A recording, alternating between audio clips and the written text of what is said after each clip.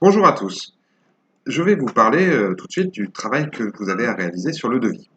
Donc, c'est un travail que je vous ai envoyé pour l'entreprise Triba, qui est située au 73 cours Lafayette à Lyon. Je vous explique dans la première partie que le devis, c'est un type de document qui permet d'estimer le prix de travaux. C'est-à-dire que quand on va faire un devis, c'est un client qui va démarcher plusieurs entreprises et leur demander pour effectuer tel ou tel type de travaux, combien ça leur coûtera. Les entreprises, elles, vont être chargées de proposer le meilleur prix possible afin que le client les choisisse en priorité.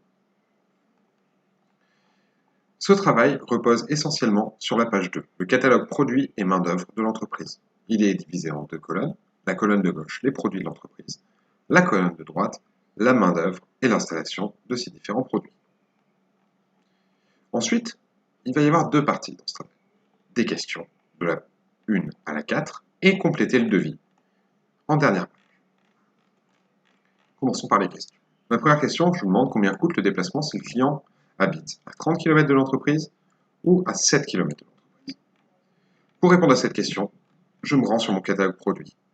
C'est pas un produit, ça va être dans la main-d'œuvre installation. Je descends et là je vois apparaître le déplacement de l'entreprise au chantier. Je sais que le prix de mon entreprise est de 3 € pour 1 km. À charge pour moi de faire le bon calcul dans les deux cas. Ensuite, la deuxième question, je vous demande quel sera le supplément pour l'installation d'une fenêtre au 5e étage. Même démarche. Je vais dans mon catalogue produit, je regarde combien coûte le supplément d'installation dans un étage et je réponds à la question. Troisième question. Combien coûtera l'achat de 125 m² d'isolant? Toujours la même technique. Je monte dans mon catalogue, je regarde où est-ce qu'il est question d'un isolant, à quel prix il est et combien cela fera pour une installation de 125 m². La question pour la conversion des durées. Les durées, en vérité, il s'agit de les convertir puisque lorsqu'on parle en termes d'heures, on est sur 60 minutes et en termes de maths, tout est calculé par rapport à 100. 60 et 100 étant deux chiffres différents, il convient de mettre les heures en mathématiques. On parle d'une écriture décimale. Normalement, dans le petit point de cours que je vous ai mis en rouge sous la question 4, je vous explique comment réaliser ce type de conversion. Je vous invite donc à le lire attentivement et normalement il ne devrait pas y avoir de souci pour répondre aux trois questions. La dernière partie, donc le devis. Il s'agit de compléter le devis à l'aide de ce catalogue produit et main-d'œuvre, toujours sur la page 2, et de la demande des clients. On voit que mes clients sont monsieur et madame Delajoie qui habitent à Oulin. Ils veulent acheter différentes fenêtres, porte-fenêtres et faire de l'isolation par soufflerie. Je vais devoir rentrer leur demande dans mon devis.